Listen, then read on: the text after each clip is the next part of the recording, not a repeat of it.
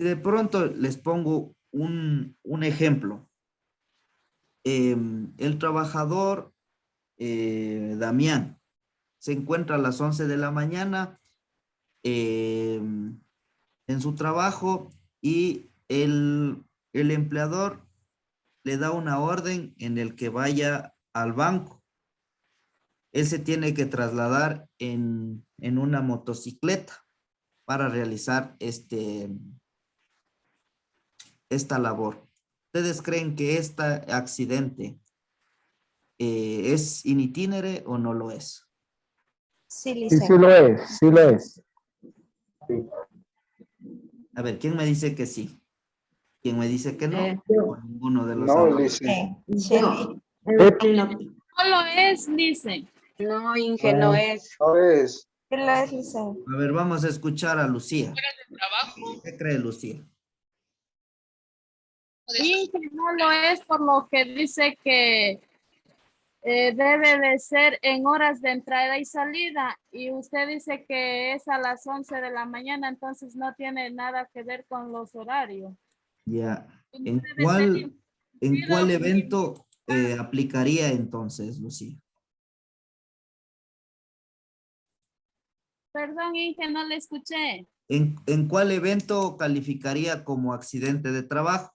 Decíamos que era uno en sindicato, cuando es dentro del trabajo. Eh, mencionábamos también, a ver, vamos a revisar todo. A ver, primero decíamos el que ocurre en el trabajo o fuera de él, como consecuencia de actividades encomendadas por el empleador. Ahí Después aplicaría acá, ¿no es cierto? Sí, en la primera. Comisiones de servicio, que ya explicamos la razón. También por acción de terceras personas, por el que suceden pausas o interrupciones, por sindicatos o gremios, y también tenemos el in itinere o en tránsito. Como menciona Lucía, está en lo correcto. Aún así, se encuentre en un medio de transporte, valga la redundancia, movilizándose a hacer una labor, no aplica como accidente in itinere, debido que este únicamente aplica en la intermediación en horas de entrada y salida. Esto puede ser, ejemplo, si una persona entra a las 7, puede ser desde las 5 de la mañana, dependiendo del lugar en donde es su domicilio, hasta las 8 de la mañana que ingresa. De igual forma, si esta persona sale a las 5:30 de la tarde y llega a las 7 u 8 de la noche, ahí aplicaría. No lo tomemos en cuenta este accidente in itinere como algo que va a ser digamos que un accidente de transporte, ¿ya? Tomemos mucho en cuenta porque hay en este sobre todo hay algunas dudas, inquietudes y sobre todo equivocaciones cuando se les pone este tipo de ejemplos. Vamos a continuar. Decíamos también la anterior clase que estos accidentes, hay accidentes que no son considerados de trabajo. Por ejemplo, cuando el afiliado se hallare en estado de embriaguez o bajo la acción de cualquier tóxico, droga o sustancia psicotrópica. Aquí no es aplicable un evento considerado como accidente. ¿Ya? ¿Por qué no lo es? Debido que al estar un trabajador en estado de embriaguez o con algún tipo de droga o sustancia, no va a tener los 5 sentidos. Por lo tanto, es como que el trabajador renunciara a este beneficio que tiene por parte del IES. ¿Ya? Tomemos en cuenta que esta parte de llegar en estado de embriaguez en las organizaciones eh, es muy frecuente, sobre todo el personal operativo. Y en menor cantidad también el administrativo, sobre todo los días viernes y los días lunes, que son en donde más se encuentran o tienen actividades sociales los trabajadores. Esto implica también, tomemos en cuenta que el trabajador va a estar en donde se le encuentre digamos que culpable, porque aquí le van a hacer una prueba de alcoholemia, un alcocheck. Pueden incluso hasta perder el trabajo, dependiendo cómo se encuentre el reglamento interno también del trabajo de cada una de las organizaciones. Otro accidente que no es considerado de trabajo es cuando el afiliado intencionalmente por sí o valiéndose de terceros causare un accidente. Como mencionábamos un ejemplo, si de pronto un trabajador se quiere arrojar de algún piso, digamos que puede haber algún tipo de suicidio o algo que sea sus veces, este tampoco aplicaría aquí. Aquí también puede existir envenenamiento, si es que lo es, obviamente, comprobable, y otros referentes a lo que haga intencionalmente el trabajador. Otra también accidente que no se considera de trabajo es cuando el accidente fuera el resultado de un delito por el que hubiese una sentencia condenatoria contra el afiliado. Es decir, por ejemplo, si una persona que estuvo en su trabajo y tuvo que movilizarse y ocurrió un accidente de tránsito. Aquí, de pronto, todo existe en el derecho un principio de no ser culpable hasta que se lo demuestre lo contrario, ¿no es cierto? Por lo tanto, aquí si no está la condenatoria, es decir, que un juez tiene que asentar y mantenerse en el que sí es culpable, no puede ser considerado accidente del trabajo. Lo siguiente sería cuando se debiere a circunstancias de caso fortuito o fuerza mayor, extraño al trabajo. Como mencionábamos, aquí pueden ser ya los desastres naturales, pueden ser deslaves, pueden ser incendios, pueden ser sismos, que normalmente podrían ocurrir. Aquí no se considera como accidente de trabajo. Vamos a ver en este también video para reforzar lo referente a los eventos que son considerados como accidentes de trabajo. Me avisan si es que se les escucha el audio, por favor.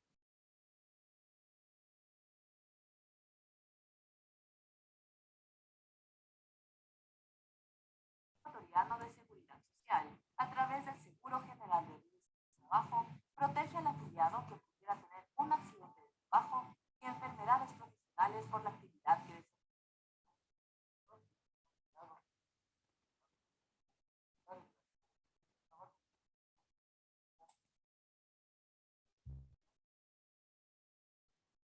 Inge, no escucho nada. Vamos a abrirle YouTube para que se pueda escuchar mejor, ¿ya? Permítame.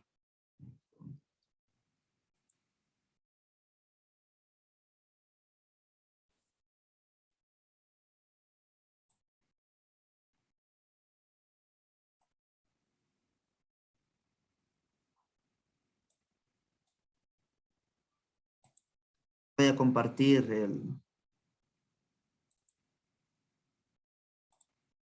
Esperemos que aquí sí se puede escuchar. ¿Sí se puede ver en su pantalla? Sí, profe. Sí.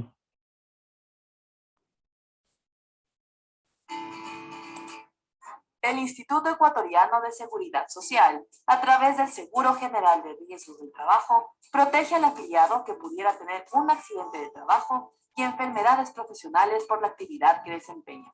El empleador está obligado, porque es una obligación patronal, en presentar el aviso de accidente de trabajo dentro de los 10 días posteriores a la ocurrencia de esto. Para ello, el empleador debe ingresar a la página del IES, www.ies.gov.es, y entrar a la parte de lo que es de riesgos del trabajo. Ahí va a encontrar las opciones para poder llenar entonces el aviso de accidente de trabajo. El trabajador tiene derecho a las prestaciones de este seguro especializado desde el primer día de labor. Los tipos de accidente que son cubiertos son: El accidente tiene una relación cronológica de inmediación entre las horas de entrada y salida, desde el domicilio al lugar de trabajo o viceversa. Un ejemplo, cuando un trabajador está yéndose al lugar de trabajo y tiene que dejar a sus hijos en el trayecto, puede dejarlo siempre y cuando no se desvíe o interrumpa por asuntos de índole personal. El accidente en comisión de servicios es cuando el afiliado va a desarrollar una actividad encomendada por el empleador y esta es fuera de la ciudad o fuera del país. El accidente típico o genuino es aquel que se produce con relación del trabajo o por consecuencia de las actividades para las que fue contratado el afiliado. Una vez calificado el siniestro laboral y verificado el derecho del afiliado, se concederán las prestaciones médico-asistenciales a través de unidades médicas de la red de prestadores de salud del Seguro General de Salud Individual y Familiar y prestaciones económicas en función de la incapacidad del trabajador. Los que trabajan con pasión merecen la mejor protección y es más cerca de ti.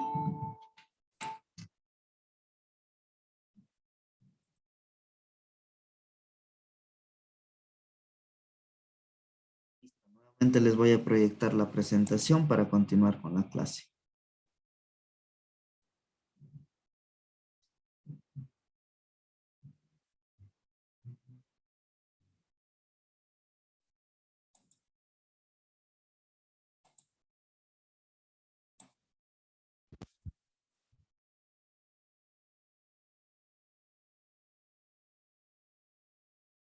Esto un poquito más claro. Ya.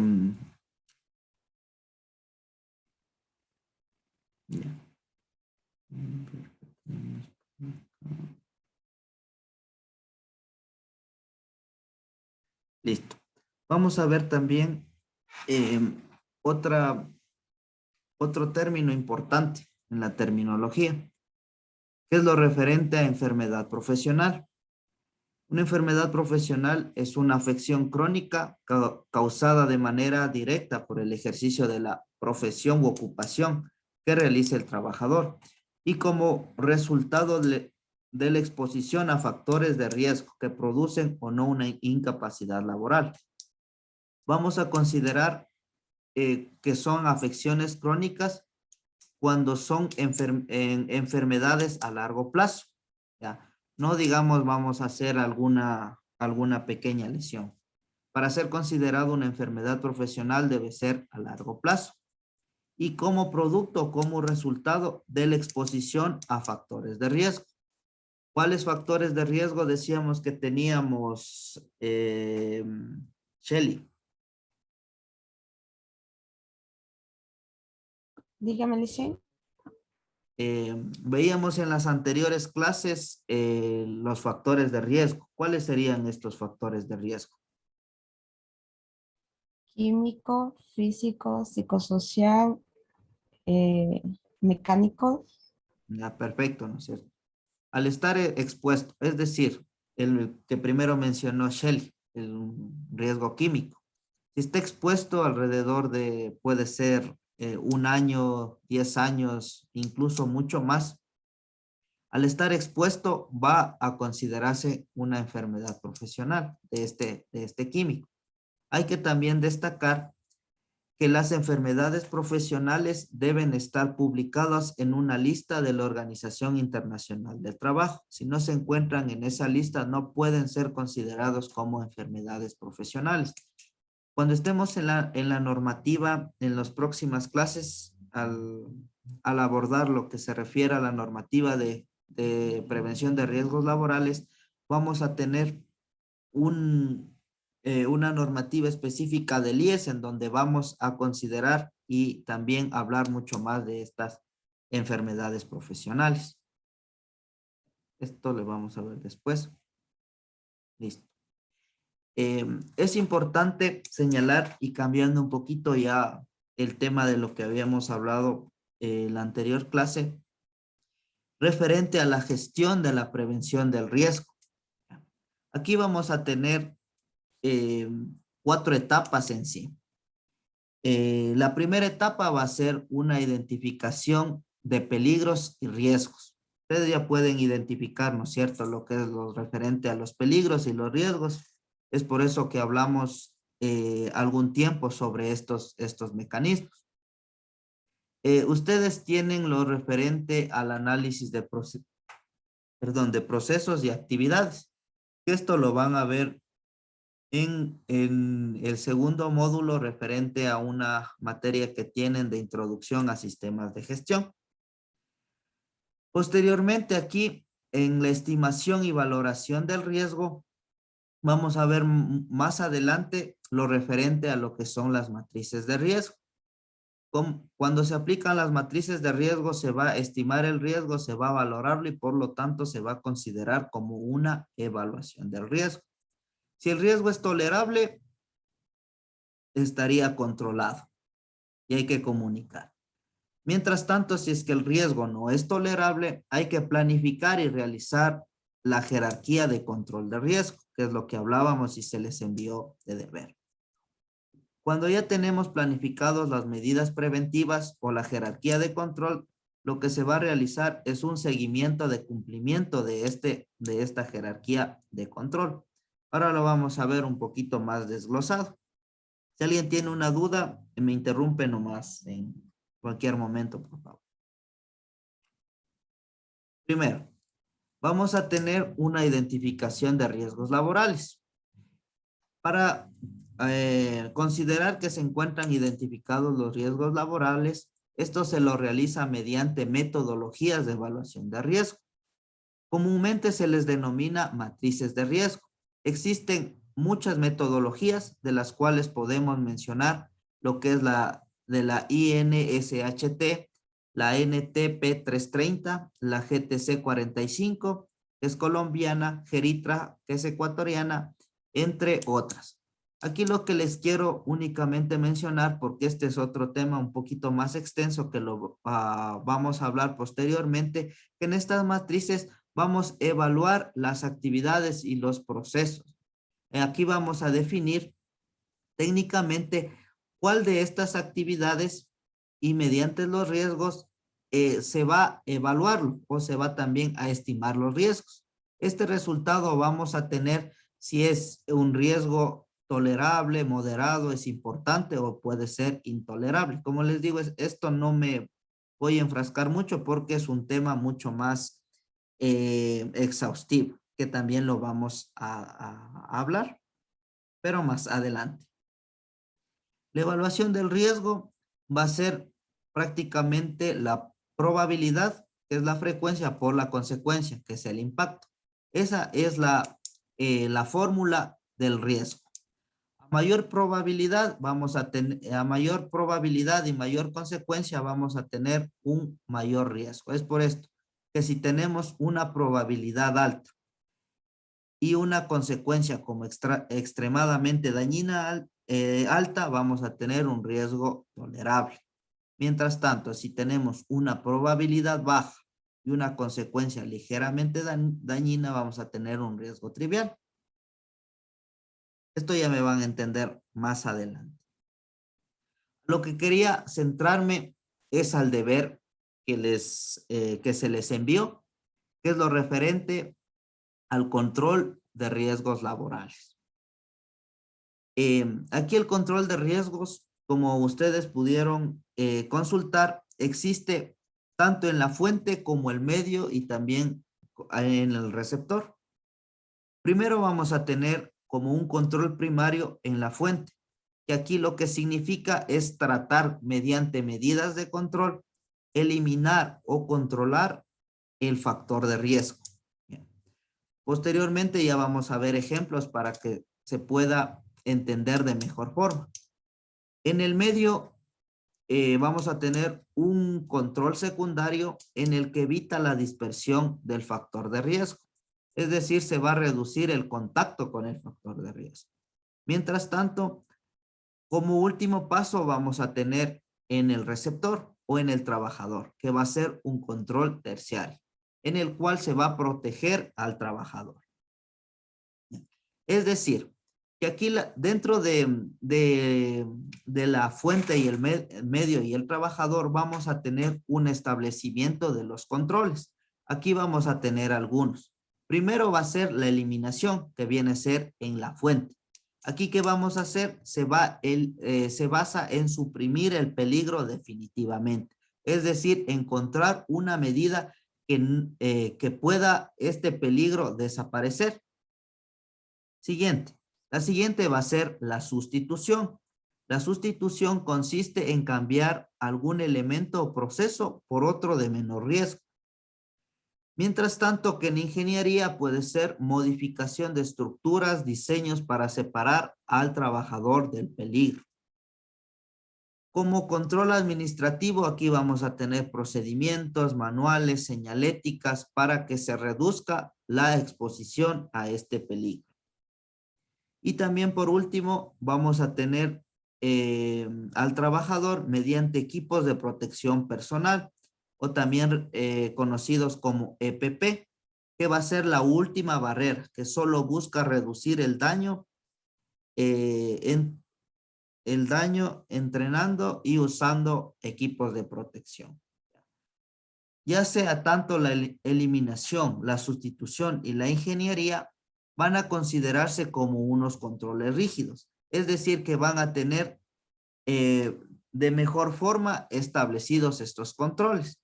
Mientras tanto que los administrativos y equipos de protección personal van a ser unos controles más blandos.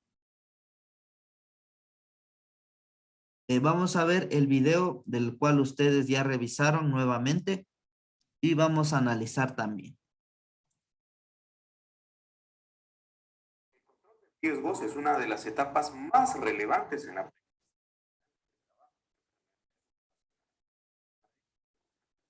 la jerarquía de los controles que se requieren aplicar a cada riesgo evaluado. Estos deberían reducirse a los niveles más bajos y más razonablemente posibles. A continuación le presentamos la jerarquía para dicho control.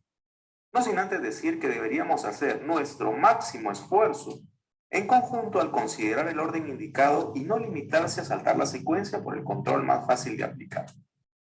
Empezaremos por la eliminación, pasando por la sustitución, los controles de ingeniería, los administrativos y finalmente los menos efectivos, el uso de los equipos de protección personal. Eliminación. Es el control más efectivo. La idea es no introducir el peligro al interior del lugar de trabajo. Un ejemplo típico en el desarrollo de cualquier proyecto, podemos apreciar que la intervención de la seguridad tendría que ser mayor en las etapas iniciales. Así, la eliminación será a menudo más barata y práctica de lograr en la etapa del diseño, ya sea del trabajo, del producto o del servicio. En estas etapas iniciales hay un mayor alcance para que el control sea compatible con el lugar de trabajo, la operación y el mantenimiento. Decisiones iniciales como la selección del lugar donde se ubicará la planta o instalación, la disposición de las unidades de proceso, de los edificios de administración o mantenimiento, la zona de almacenamiento de productos peligrosos, carreteras, calles y caminos interiores, soportación de tuberías, líneas de energía eléctrica, salas de control, entre otras. Entonces, la mayor oportunidad de hacer eliminación es en la etapa del diseño del proyecto. Un ejemplo que se muestra en el gráfico es la eliminación del peligro asociado a las radiaciones ionizantes, por otro proceso llamado ultrasonido. En ambos casos se logra el objetivo que es controlar la calidad de la soldadura, pero ya hemos eliminado el peligro asociado a la radiación ionizante. Puede que no sea posible eliminar por completo el peligro, ya que su eliminación implicaría que usted no puede ejecutar su trabajo, entregar su producto o servicio. En ese caso, elimine tantos peligros asociados a este riesgo como le sea razonablemente posible. Sustitución.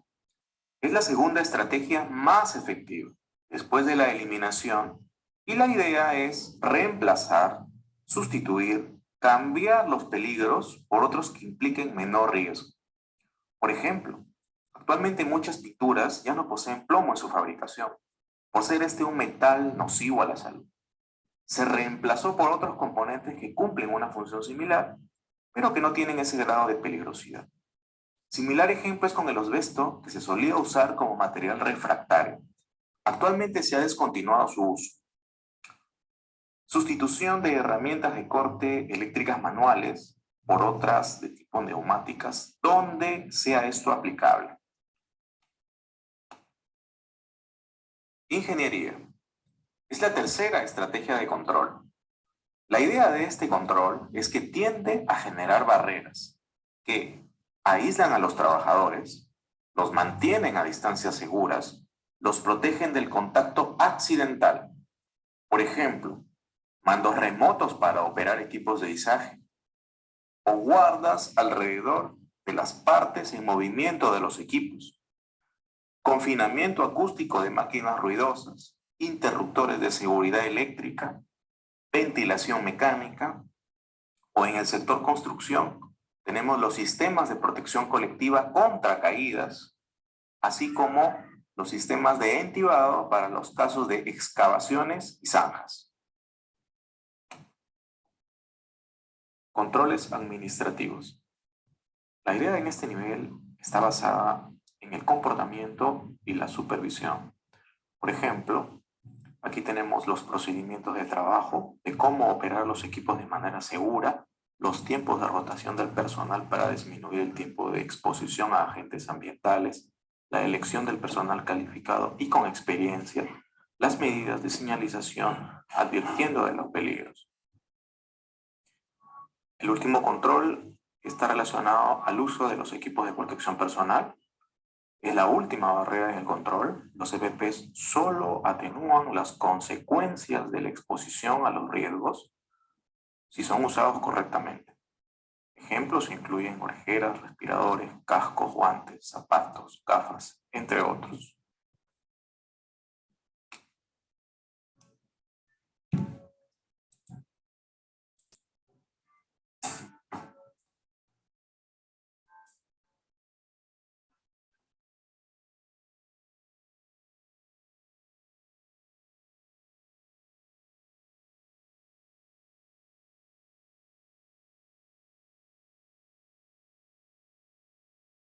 Listo, ¿sí me escuchan? ¿Se puede ver la pantalla?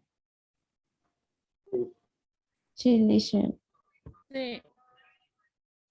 Para que tengan un poquito más claro lo referente a los controles, vamos a observar la pantalla y vamos a tener la siguiente situación.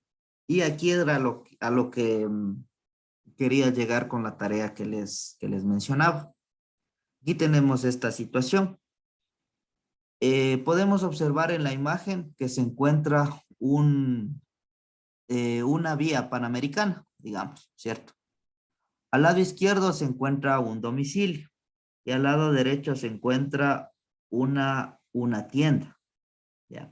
Entonces, aquí, obviamente, al ser una carretera, van a haber varios vehículos que transiten, digamos que a cualquier hora del día, ¿no es cierto? Entonces, aquí, ante esta situación, vamos a ver qué medidas podemos tomar para que se pueda no tener riesgo durante esta situación. Vamos a hacerles opinar. ¿Quién está por aquí? Elvia. Una medida podría ser la colocación de un... ¿Cuál sería una medida? Como, ¿Cuál sería, según su concepto, la medida que puede reducir este riesgo? ¿Qué cree? La colocación o construcción de, ¿cómo se les llama? Un chapamuerto. Ya puede ser un chapamuerto, como dice la compañera. Ya, vamos a ver. Me sale por aquí Ronnie Lara. ¿Quién es? ¿Está cambiado el nombre? Sí, Joel Arce. Ah, ya. ¿Cuál cree usted que sea otra medida de control de esta situación? Podría ser poniendo unas barreras laterales cerca de la casa. Ya, pero a ver, la situación es, si las personas que viven en esa casa quieren cruzar a la tienda, ¿cómo podrían hacer?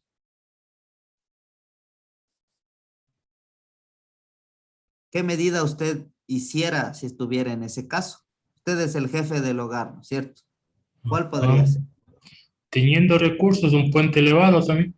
Ya también tenemos un puente elevado, puente a desnivel. A ver, permítame. Elsa, ya les doy la palabra a los demás que están alzando la mano. Para mi forma de ver sería la construcción de un puente, un paso peatonal para que pueda cruzar las personas, Ya, porque un ahí se paso está peatonal. exponiendo mucho al peligro de los vehículos. Ya, de acuerdo. Gracias, Elsa. Josué. Como dijo la compañera,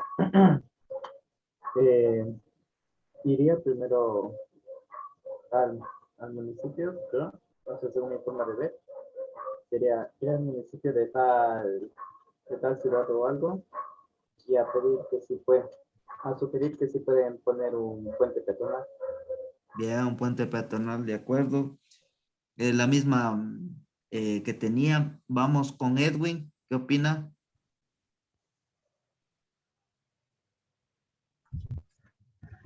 Yo, desde mi forma de pensar, solicitaría, no sé, a la municipalidad o algo, la colocación de un semáforo. O también, no sé si ha visto de pronto en las vías, lo que más hay es unos pupitos en el asfalto. Entonces eso también ayuda en gran parte para reducir la velocidad.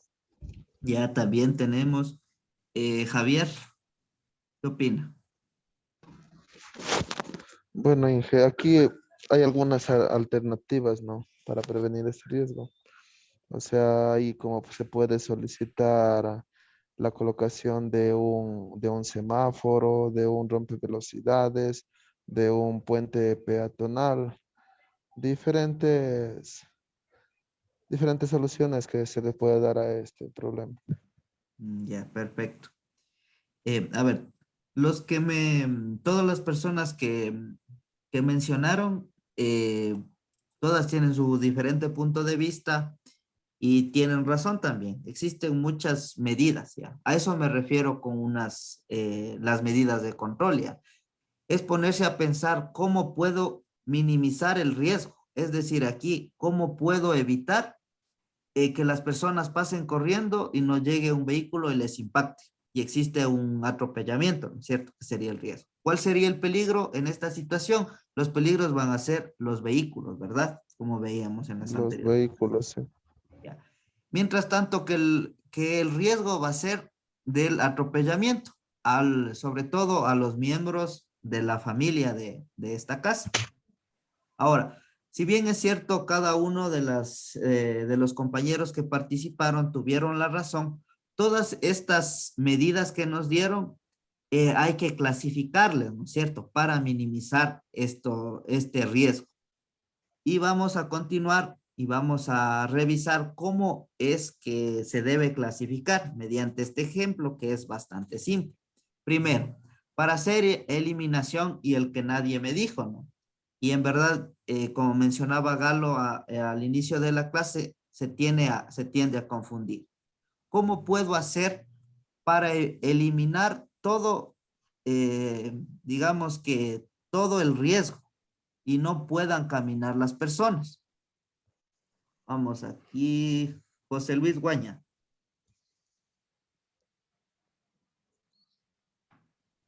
Sí, profe. Ya, Para ¿cuál eliminar sería eso, cómo usted eliminaría completamente ese riesgo? para eso entraría en eso de las circunstancias duras, como dijo usted. En las circunstancias duras también entra el alto costo que algunas empresas no hacen. Comprarle la casa a los señores y hacer vía única. Vamos a ver si tenemos razón. ¿Quién más tenemos por aquí? Evelyn López. ¿Qué cree? ¿Cómo se elimina completamente ese riesgo? ¿O qué haría usted?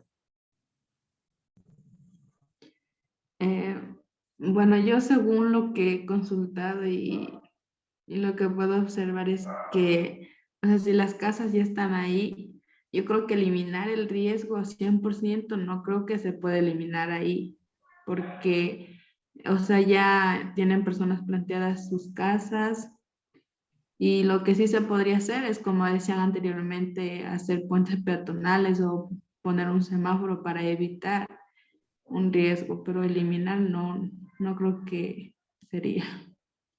Ya. Veamos qué opina Galo.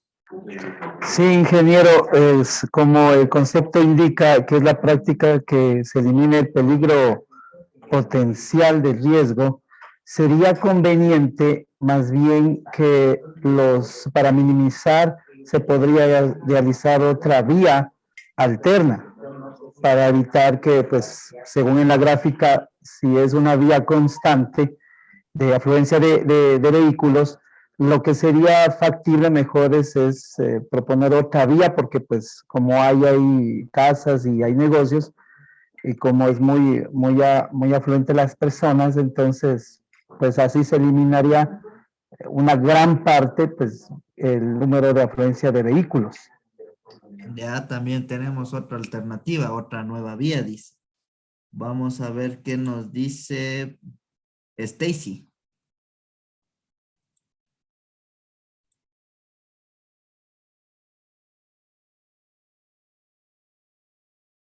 ¿Encuentra Stacy? Stacy a la 1. Stacy a las 2. No se encuentra Stacy. Vamos a ver Damián. Sí, ingeniero. Yo igual opino, igual que el compañero, o sea, sería proponer una vía o hacer un desvío antes de las viviendas y del negocio, ¿no?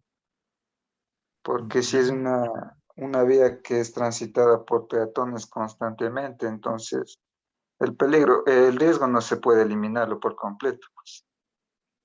Ya. Para interrumpir